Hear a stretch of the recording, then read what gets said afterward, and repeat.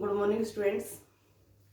इससे पहले लेक्चर में हम सिंगल सेल से कोशिकाओं का समूह कैसे प्राप्त करते हैं उस पर बात कर रहे थे, या फिर कहें कि कोशिका निलंबन संवर्धन माध्यम पर बात कर रहे थे कि कोशिका निलंबन संवर्धन माध्यम कैसे तैयार किया जाता है, फिर उसमें सिंगल सेल का संवर्धन कैसे किया जाता है।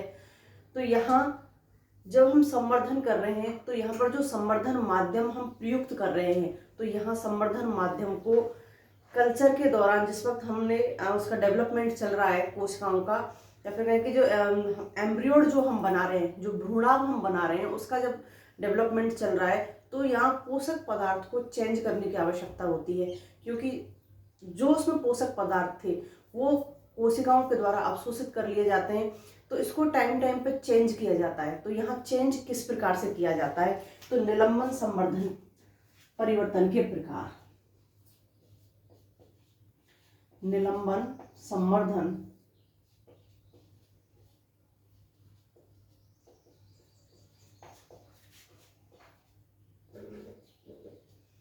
परिवर्तन के प्रकार। यहाँ इस माध्यम को दो प्रकार से परिवर्तित कर सकते हैं, या फिर कहें कि दो प्रकार से हम चेंज कर सकते हैं। पहला बैच माध्यम या बैच संवर्धन, बैच माध्यम या बैच संवर्धन। बैच संवर्धन के अंदर जिस संवर्धन माध्यम को हम कॉनिकल फ्लास्क में लेके चल रहे हैं, या पेट्री डिश में लेके चल रहे हैं, या परत नली में लेके चल रहे हैं, जिस पात्र में लेके चल रहे हैं, या फर्स्ट टाइम जिस पात्र में लिया है, फर्स्ट टाइम जिस पात्र में लिया है, तो यहां पर सेल्स प्लस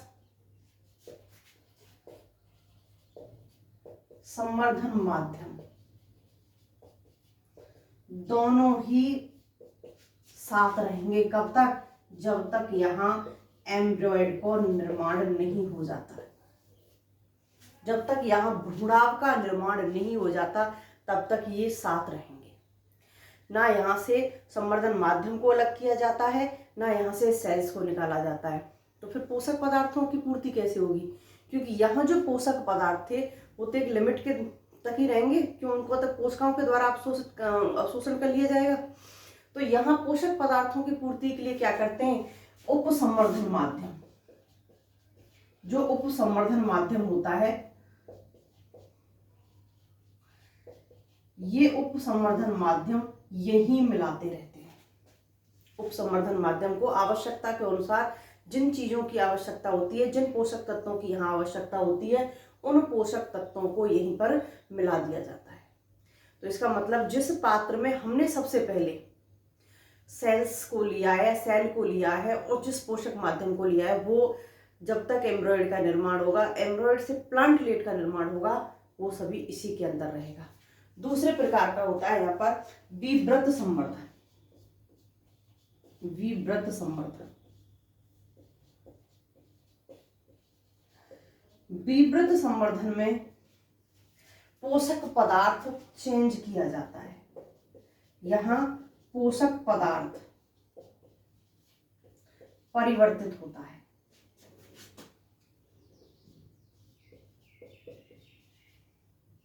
पोषक पदार्थ परिवर्तित होता है, लेकिन ये भी दो प्रकार से होता है। यहाँ दो प्रकार से पोषक पदार्थ को हम परिवर्तित करते हैं। एक होता है विवृत संवर्धन और एक होता है संवृत संवर्धन। विवृत संवर्धन और दूसरा होता है संवृत संवर्धन। संवृत संवर्धन, क्या अंतर होता है दोनों में? देखिए, जो विवृत संवर्धन है, यहां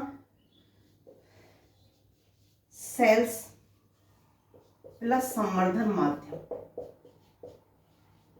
सेल्स प्लस संवर्धन माध्यम, क्योंकि हमको पता है पहले ही हमने पात्र में क्या लेके चले, यहाँ सेल्स को, और उसमें क्या प्रेजेंट है पहले से ही, संवर्धन माध्यम। तो यहाँ क्या करेंगे, सारे के सारे को, दोनों को, संवर्धन माध्यम को और सेल्स को क्या कर लेंगे, पात्र से बाहर, पात्र से बाहर।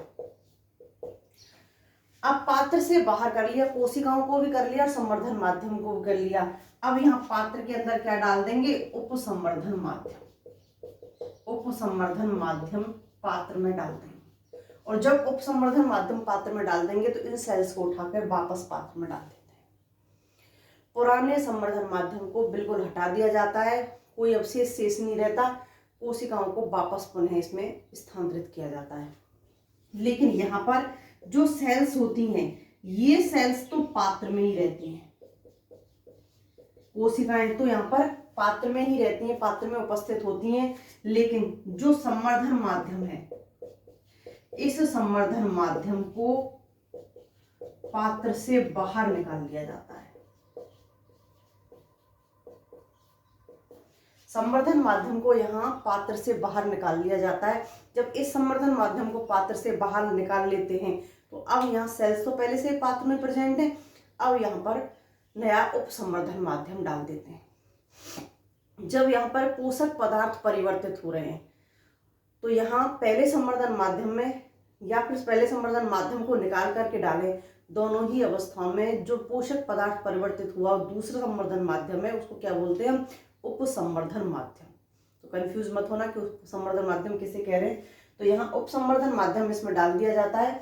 अब सेल्स की ग्रोथ, क्योंकि अब इसकी आवश्यकता अनुसार यहाँ पर पोषक तत्व प्रेजेंट है, एक बिना रुके हुए आराम से होगी। तो यहाँ इस प्रकार से जो निलंबन संवर्धन माध्यम है, निलंबन संवर्धन माध्यम को दो प्रकार से हम परिवर्तित कर सकते हैं।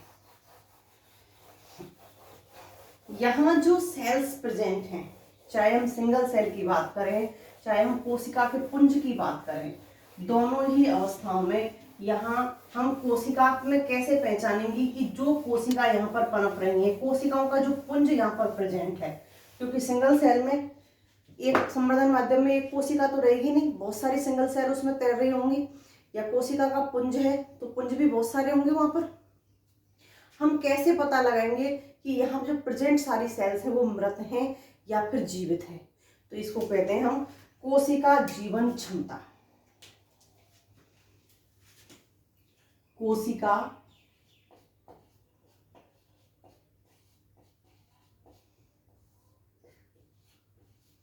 जीवन क्षमता।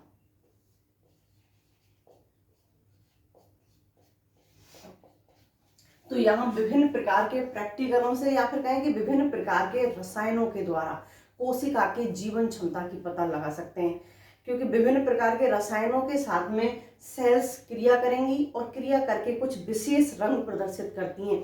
उन रंगों के आधार पर हम ये निश्चित करते हैं कि कोशिका जीवित है या फिर मृत है। क्योंकि अगर संवर्धन माध्यम में कोशिका मृत अधिक है और जीवित कम है तो वो हमारे लिए उपयुक्त नहीं रहेगा, क्योंकि जितनी संख्या में हम उत्पादन चाहते हैं वो उत्पादन हमें नहीं मिलेगा। तो इसलिए जो डेड सेल्स होती हैं उनको वहां से निष्कासित करना आवश्यक होता है, और इसीलिए कोशिका की जीवन क्षमता का पता लगाना भी आवश्यक होता है। तो देखिए यहाँ पर जीवन क्षमता का पता हम कैसे लगाएंगे। यहाँ हमने मान लिया कोई कोशिका पुंज लिया, कोशिकाओं का समूह लिया, और इस कोशिका पुंज को हमने, एक रसायन होता है एडिटा, एडिटा रसायन के 0.01% सॉल्यूशन से उपचारित किया। कोशिकाओं के पुंज को एडिटा के 0.01% सॉल्यूशन से हमने इसको उपचारित किया। तो यहाँ पर दो रंग निकल के आएंगे, एक तो रेड आएगा और एक ग्रीन कलर आएगा। तो यहाँ सेल्स एक तो रेड रंग की दिखेंगी और दूसरी कैसी दिखेंगी, ग्रीन रंग की। तो यहाँ दो प्रकार की सेल्स नजर आएंगी। जो डेड सेल्स होंगी, जो डेड सेल्स होंगी वो डेड सेल्स कैसी नजर आएंगी, रेड रंग की, और जो लिविंग सेल्स होंगी वो लिविंग सेल्स कैसी नजर आएंगी, यहाँ पर ग्रीन कलर की नजर आएंगी। तो इसके आधार पर हम पहचान सकते हैं कि मृत कोशिकाएं कौन सी हैं और जीवित कोशिकाएं कौन सी हैं, और इससे यहाँ पर इनको वहाँ जो माध्यम है उस माध्यम से निकालने में भी आसानी रहेगी, क्योंकि हम रंग के आधार पर आसानी से इनको पृथक कर सकते हैं। दूसरा, हमने कोशिका पुंज लिया, सेल्स का ग्रुप लिया, और इस सेल्स के ग्रुप को हमने क्या किया, 3,4 TTC से उपचारित किया, 3,4 TTC से उपचारित किया। जब हमने कोशिकाओं के समूह को 3,4 TTC से उपचारित किया तो यहाँ इसके घोल में रख दिया हमने। उपचारित करने का मतलब है या तो इसका सॉल्यूशन डालेंगे या सेल्स को उठा करके इसके सॉल्यूशन में रखेंगे।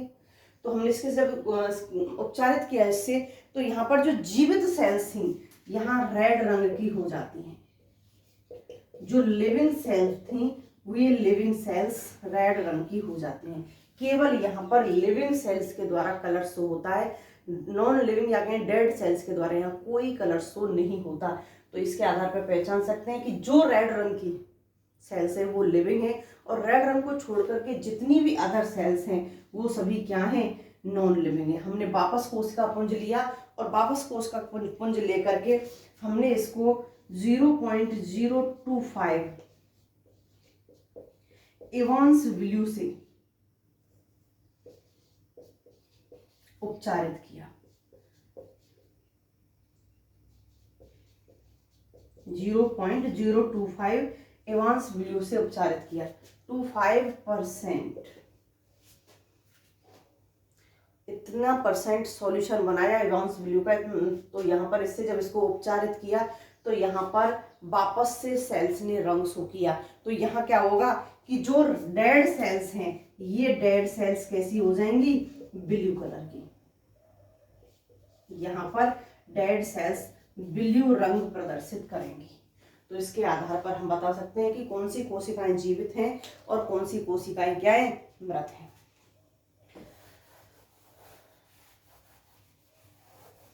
जो हमने कोशिका निलंबन संवर्धन माध्यम लिया है, इस निलंबन संवर्धन माध्यम के यूज क्या क्या है, कहाँ कहाँ प्रयुक्त हो सकता है, क्या क्या इसके यूज हो सकते हैं निलंबन संवर्धन माध्यम के। तो देखिए, जब हम निलंबन संवर्धन माध्यम के यूज की बात करते हैं, कोशिका निलंबन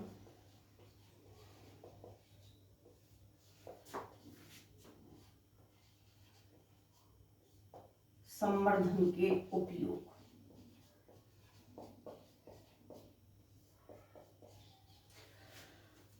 यहां हम एक कोशिका या कोशिका का पुंज लेके चल रहे हैं, या तो सिंगल कोशिका ले रहे हैं, या तो सिंगल सेल ले रहे हैं, या फिर क्या ले रहे हैं, सेल्स का ग्रुप।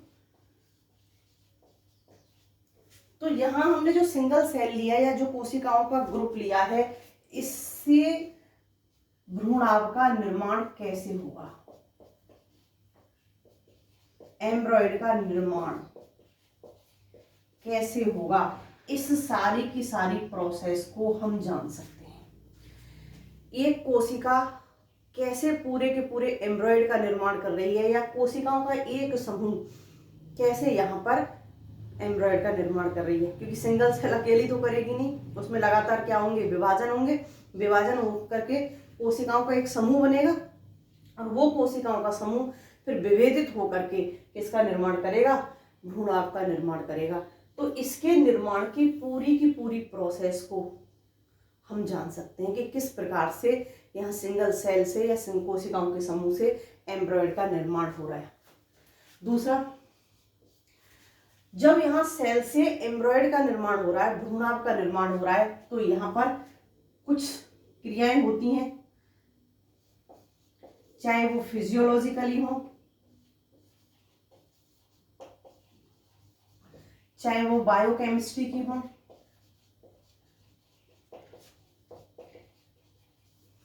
चाहे वो यहाँ पर मेटाबॉलिज्म की हो। उपापचय से संबंधित हो, जैव रसायन से संबंधित हो, चाहे उसकी कार्यकीय क्रियाओं से संबंधित हो, यहाँ किसी भी प्रकार की क्रियाएं जो भी क्रियाएं यहाँ पर संपन्न हो रही हैं, तो हम यहाँ एक एक कोशिका में कौन कौन से परिवर्तन हो रहे हैं, ये क्रियाएं किस प्रकार से संपन्न हो रही हैं, उस चीज का अध्ययन हम आसानी से कर सकते हैं यहाँ पर। क्यों? क्योंकि यहाँ पर अंडर कंट्रोल कंडीशंस होती हैं, और अंडर कंट्रोल कंडीशन में हमको पता है कि हमने यहाँ पर किस पोषक पदार्थ को कितनी मात्रा में लिया है, कितनी कोशिकाएं थी, वो कोशिकाएं किस प्रकार से यहाँ परिवर्तित हो रही हैं, तो यहाँ प्रत्येक चीज को स्टेप बाय स्टेप हम यहाँ पर देख सकते हैं। तो देख सकते हैं, तो इन सारी चीजों के बारे में भी हम जानकारी निकाल सकते हैं। नेक्स्ट,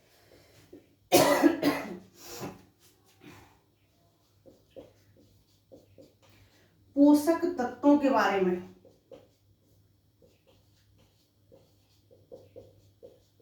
जानकारी। क्यों? क्योंकि जब हमने यहां पर एक्सप्लांट लिया था, या फिर कहें कि एक सिंगल सेल ली थी या सेल का ग्रुप लिया था, एक्सप्लांट से किसका निर्माण किया? कैलस का। इन दोनों से किसका निर्माण? सिंगल सेल से सेल के ग्रुप का निर्माण हुआ। ये ऑलरेडी ग्रुप है। तो यहां सभी से एट लास्ट निर्माण किसका हो रहा है? सभी से यहां एट लास्ट निर्माण हो रहा है भ्रूणाव का। इन सभी से एट लास्ट निर्माण किसका हो रहा है? भ्रूणाव का निर्माण हो रहा है। तो भ्रूणाव का निर्माण कब होगा? जब यहाँ पर विभेदीकरण की प्रक्रिया होगी, कोशिकाओं में विभेदीकरण होगा। तो विभेदीकरण की प्रक्रिया के लिए यहां पर कुछ पोषक तत्व परिवर्तित होते हैं। अब हमने जो पहला संवर्धन माध्यम लिया था, उस संवर्धन माध्यम को हम कैलस निर्माण के बाद में परिवर्तित कर रहे थे, बताया था मैंने आपको पिछले लेक्चर्स में। तो यहाँ पर जब कैलस का निर्माण हो जाता है, तो कैलस निर्माण के बाद में कैलस को कहाँ ले जाया जाता है? विभेदीकरण के लिए उपसंवर्धन माध्यम में। क्यों? क्योंकि वहां पर कुछ न्यूट्रिएंट परिवर्तित होते हैं, कुछ पोषक पदार्थ परिवर्तित होते हैं सिंगल सेल के लिए, कोशिकाओं के ग्रुप के लिए। क्योंकि सिंगल सेल से जब कोशिकाओं का समूह बन जाता है, तो यहाँ संवर्धन माध्यम चेंज हो जाता है, इसको फिर उपसंवर्धन माध्यम में ले जाया जाता है। तो इसके यहाँ हम पोषक तत्वों के बारे में कंप्लीट जानकारी ले सकते हैं कि किस पोषक तत्व की कितनी मात्रा में और कब कब आवश्यकता होगी। जिस वक्त विभेदीकरण हो रहा है, विभेदीकरण में क्या होगा? एपिडर्मिस है, वेस्कुलर सिस्टम है, ग्राउंड टिश्यू है, किसका निर्माण कब हो रहा है और वहां पर किस तत्व की आवश्यकता कितनी मात्रा में हो रही है। तो यहाँ हम बिल्कुल स्टेप बाय स्टेप या एक एक तत्व के बारे में हम जानकारी ले सकते हैं कि किस तत्व की आवश्यकता कितनी हुई हमको और कब हुई। तो यहाँ हम पोषक तत्वों के बारे में कंप्लीट जानकारी कर सकते हैं। एंड लास्ट बात करें हम सिंगल सेल की। सिंगल सेल से भ्रूणाव का निर्माण हुआ, सिंगल सेल से भ्रूणाव का निर्माण हुआ, तो यहां पर क्रिया हुई होगी माइटोसिस की। माइटोसिस हुई है या मियोसिस हुई है, क्या हुई है? सामान्य तौर पर माइटोसिस ही होती है, मियोसिस तो नहीं होगी। तो यहाँ पर जो क्रिया एक कोशिका से भ्रूण निर्माण में, भ्रूणाव के निर्माण में, एम्ब्रॉयड के निर्माण में हुई है, तो यहाँ कोशिका विभाजन किस प्रकार से हुआ है और कब कब हुआ है, कैसे यहाँ पर हो रहा है। तो हम यहाँ सिंगल सेल से एम्ब्रॉयड के निर्माण की पूरी कहानी को जान सकते हैं विद सेल डिवीजन। कब कोश का विभाजन हुआ, किस प्रकार से हुआ, और अब इस जो कोश का विभाजन हुआ है, इस विभाजन को कौन से तत्व परिवर्तित, कौन से तत्व प्रभावित कर रहे हैं। कुछ तत्व ऐसे होते हैं कि जो इसको बढ़ाते हैं सेल डिवीजन को, कुछ तत्व ऐसे होते हैं जो कम करते हैं। तो यहाँ किन तत्वों के द्वारा इस सेल डिवीजन को क्या किया जा रहा है? रोका जा रहा है या बढ़ाया जा रहा है, और मुश्किलें हम प्रभावित किया जा रहा है। तो यहाँ वो कौन से ऐसे तत्व हैं जिनके द्वारा यहाँ सेल डिवीजन प्रभावित हो रहा है। तो इन सारी की सारी चीजों को हम किससे जान सकते हैं? कोश का निलंबन संवर्धन माध्यम के द्वारा जान सकते हैं। Okay students,